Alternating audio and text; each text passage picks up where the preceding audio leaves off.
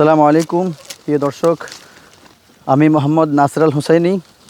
আমার গ্রাম উত্তর হাওলা, মদনগঞ্জ থানার, কুমিল্লা জেলা। আমি পেশায় একজন মসজিদের ইমাম প্লাস একটি মাদ্রাসায় খেদমত করতেছি। এর পাশাপাশি বাড়তি আয়ের আশা কিছু উন্নত জাতের ছাগল পালন করতেছি।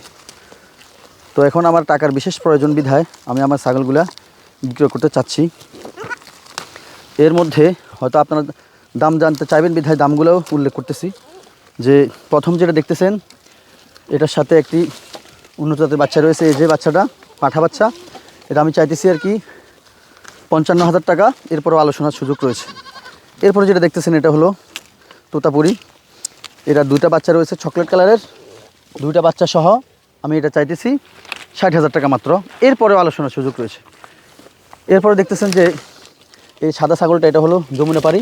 এটার ওই যে একটা কালো বাচ্চা রয়েছে বিটল জাতের, ওই বাচ্চাটাও অনেক মানসম্মত এবং উন্নত জাতের।